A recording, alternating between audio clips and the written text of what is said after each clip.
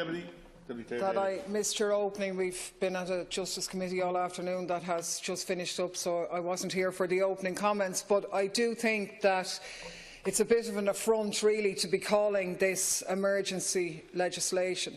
It's an insult to people when we look at the real emergencies that exist in Irish society: the mental health crisis, the housing crisis, the bed crisis in our hospitals, and so many other crises where there's no emergency response, where there's no immediate action or no solutions put in place. Where are the sweeping powers to deal with that? And I think 7 years after its introduction and 3 years after Fine Gael ministers started to claim that the crisis was over, that everything is grand, that you're still relying on emergency powers to implement this portfolio is, to be honest, very, very shocking.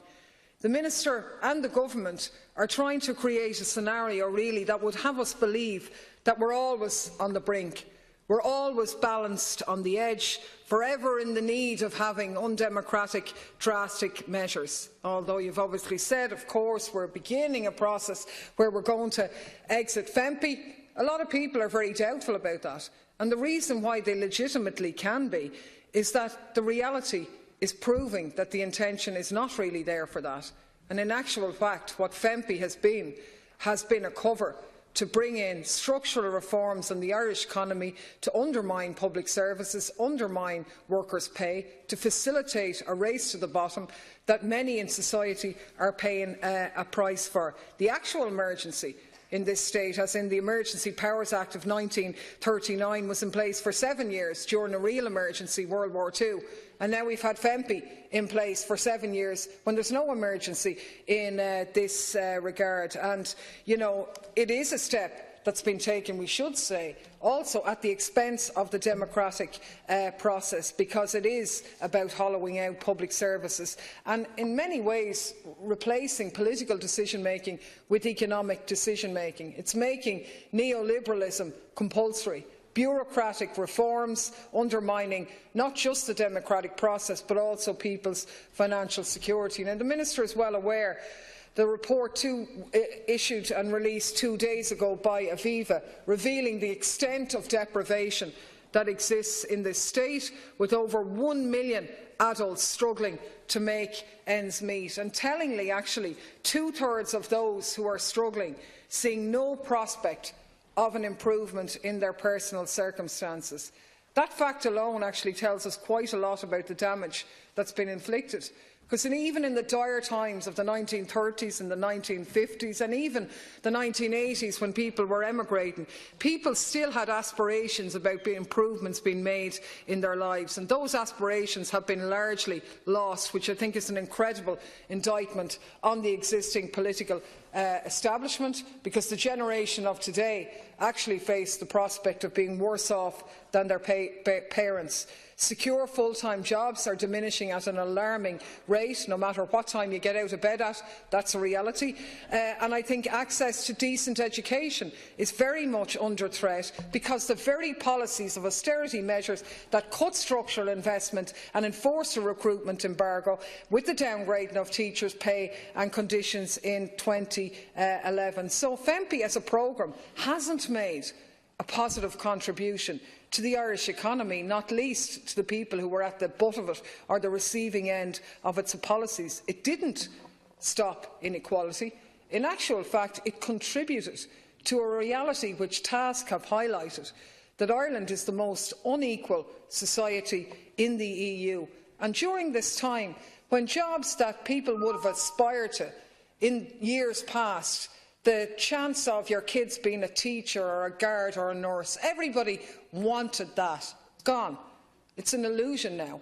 It's something, if you're a nurse, that you do your training ground here at the expense of the Irish taxpayer, and then you go and get a job somewhere else, because you're not going to get a decent job in Ireland if you are that. To be a teacher charged with developing our young people, you're being treated like dirt if you're being recruited in the present form. And while all of that austerity was being imposed, the top 1% saw their share of wealth go from just over 10% to 12% in the period of 20 2015 to 2016, monies that could have easily been used to restore what was taken from our public sector workers. But you see, it's an ideological crusade, because in driving down wages, conditions and job security in the public sector, that was then followed in the private sector. And the reality now in an Ireland of today, when a guard who might be linked up with a nurse or whatever and might want to set up house together, you haven't a hope in hell of buying a house in this city, not to mind renting one. Actually, you've an even lesser hope of renting a house here either, because wages simply have not caught up, and that's without looking at insurance costs, without looking at childcare costs and all of the other austerity measures that have been put in place. And what we've had now is labour market flexibility, job insecurity, low direct taxation, stealth charges, privatisation and the growth really of unfettered financial sector, which has actually facilitated the transfer of wealth in the first place. So there are huge structural problems in the Irish economy, but let's be clear about it.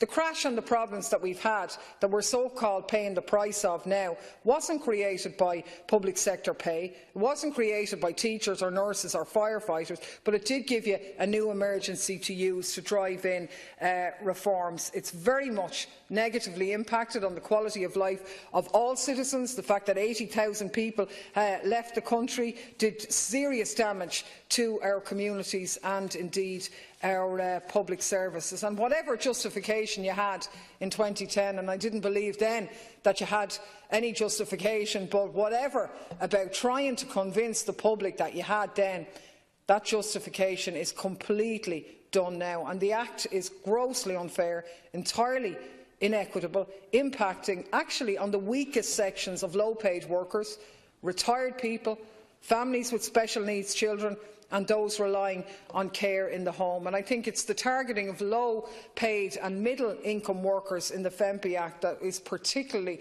repulsive as far as I'm concerned, and has been one of the key contributing factors to the growths and deprivation that we've seen and are now an established fact in Irish society, because by taking money out of the pockets of lower-paid workers, you're effectively taking money out of the local economy and all the rot that sets in on that. I think we need to look at the inequality in terms of spending power. The disposable income that people have has been absolutely shattered by comparison with their gross salary because of the breadth of the economic crash and the austerity policies that followed and the impacts on the state on that. We know, I'm not going to repeat it here at this hour, the average rent prices across Dublin, absolutely astronomical. Someone in an average gross salary of 45,000, which is hardly any or many of our public sector workers are excluded from that, would have to pay over 13,500 in rent per year, over one-third of their gross pay. It's sick. It doesn't happen in any other European countries to the same extent as it does here. I think what's particularly offensive also is the cynical increasing of hours to squeeze free labour from public sector workers. That was a very harsh and cruel measure. And it's a little bit ironic that the trade union movement pedalled itself on trying to transform conditions for workers, of developing what we talk about, a work-life balance. And the reality is, by squeezing workplace flexibility and so on, it's those with children who are the hardest hit, who have to collect kids, who have to pay extra for childminding, who lose out on the time that they need to spend with their children, adding to greater pressures at home and all the rest of it. Now, obviously, I welcome any measure that puts money back in the pockets of workers, but I have to say the latest rounds of proposals leaves an incredible amount to be desired. And in actual fact, what it's doing, by dangling a tiny carrot of repaying what was stolen to workers in the first place, is a deal to make the robbery of the additional hours of free labour from people, to make that a permanent fixture in their working conditions. So there's definitely no such thing as a free lunch. But the few bob being thrown back here isn't even a free lunch. It's actually an extortionately priced lunch at the expense of workers' conditions and extra free labour. It turns the pension levy, in essence, into a permanent cut that will be gone forever. The average public sector worker will be worse off with a 4% rise in wages behind the projected 4.5% anticipated inflation over the lifetime of this deal. So people are effectively being asked to vote to make themselves worse off. And to me, if I worked in the public service, I tell you, I'd certainly be rejecting this deal and voting accordingly. And I do think that the members need to go back and the unions need to deliver a lot of a better deal for their members, because by delivering a better deal for their members, they're actually delivering a better deal for society, because society needs healthy public services operated by well-paid, secure, permanent, pensionable employment. It used to be something that was seen as a right that many people had. Even if you weren't great at school, you could leave your job, get a job in a county council, have the hope of maybe getting a council house, having your children going to be educated and be better off than you, and aspire to do better. All those aspirations have been stood on their head there, and undermining the public service is a bedrock of that counter-revolution that has taken place in Irish society, and it is taking place to the detriment of our young public sector workers in the main, on the one hand, and our pensioners on the other. And in that sense, I think it's reprehensible. I hope the deal is rejected. I think it's insulting that people are having their working conditions dictated under the guise of legislation brought in for an emergency. It's to scapegoat people and society. It's unacceptable, particularly now in light of your protestations about how well the economy is doing. And I hope the deal is rejected, and really it should be withdrawn in its entirety and revert and allow unions to negotiate their own rates and conditions. So.